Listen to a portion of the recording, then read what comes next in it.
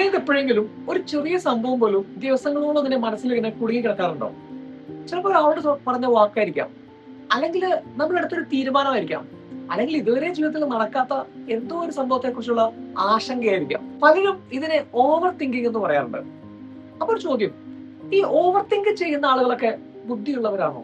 അല്ലെങ്കിൽ ഈ ബുദ്ധിയുള്ള ആളുകൾക്ക് ഓവർ തിങ്ക് ചെയ്യാനുള്ള സാധ്യത കൂടുതലാണോ? നമ്മൾ ഇതിനെ ഒന്ന് സൈക്കോളജിയുടെ കണ്ണിലൂടെ നോക്കാം. ഓവർ തിങ്കിങ് എന്ന് പറഞ്ഞിട്ടുണ്ടെങ്കിൽ അതൊരു പ്രശ്നത്തിനുള്ള പരിഹാരം തേടിപ്പോക്കല്ല, മറിച്ച് ഒരു പ്രശ്നത്തെ തന്നെ നമ്മൾ വീണ്ടും വീണ്ടും അതിലൂടെ ജീവിക്കലാണ്. തിങ്കിങ് എന്ന് പറയുന്നത് നമുക്ക് പരിഹാരത്തിലേക്ക് എത്തിക്കുന്നതാണ്, പക്ഷെ ഓവർ തിങ്കിങ് എന്ന് പറഞ്ഞാൽ നമ്മളെ കൂടുതൽ ക്ഷീണിതരാക്കുന്നതാണ്. എന്തുകൊണ്ടാണ് ചില ആളുകൾ ഓവർ തിങ്ക് ചെയ്യുന്നത്? നമുക്ക് നോക്കാം.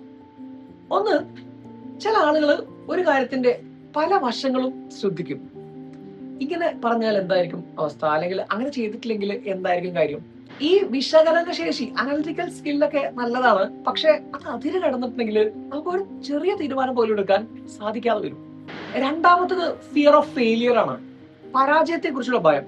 ഈ തെറ്റായ തീരുമാനം എടുത്താൽ എന്നൊരു ചിന്ത നമ്മുടെ ഉള്ളിലുണ്ടെങ്കിൽ പലപ്പോഴും തീരുമാനങ്ങൾ എടുക്കാൻ സാധിക്കാതെ വരും. മൂന്നാമത്തെ കാര്യം പെർഫെക്ഷനിസം ആണ്, എല്ലാം പെർഫെക്റ്റ് ആക്കാൻ വേണ്ടിയിട്ടുള്ള ഒരു ശ്രമമാണ്. അതുകൊണ്ട് തന്നെ പല കാര്യങ്ങളും അവർക്ക് തുടങ്ങാൻ പോലും സാധിക്കില്ല.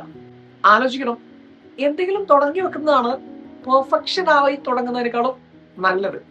നാലാമത്തത് ഹൈ സെൽഫ് അവെയർനെസ് എന്ന് പറയും. നമ്മൾ പറയുന്ന വാക്കുകൾ അല്ലെങ്കിൽ നമ്മുടെ ചെയ്യുന്ന പ്രവർത്തികളൊക്കെ നിലവാരമുള്ളതാണോ എന്നിങ്ങനെ വിലയിരുത്തിക്കൊണ്ടിരിക്കുക. ഇതൊരു പരിധി നല്ലതാണെങ്കിലും അതിന് കിടന്നാൽ ഇതും പ്രശ്നമാണ്. ഇനി എങ്ങനെ നമുക്ക് ഈ ഓവർ തിങ്കിങ്ങിനെ ഇല്ലാതെയാക്കാം? ആദ്യം തന്നെ ഒരു ചോദ്യം ചോദിക്കാം, ഈ ഒരു കാര്യം എന്റെ നിയന്ത്രണത്തിലാണോ? അത് നോക്കുക. ആണെങ്കിൽ എന്തെങ്കിലും ചെറിയ ആക്ഷൻ അതിന് വേണ്ടി എടുക്കുക, അല്ലെങ്കിൽ അതിനെ നമ്മൾ സ്വീകരിക്കുക. രണ്ടാമത് റൈറ്റ് ഇറ്റ് ഡൗൺ ആണ്, എഴുതി വെക്കുക. നമ്മുടെ മനസ്സിൽ മാത്രം സൂക്ഷിക്കാതെ ചിന്തകളെ ഒരു പേപ്പറിനകത്തേക്ക് പകർത്തുക.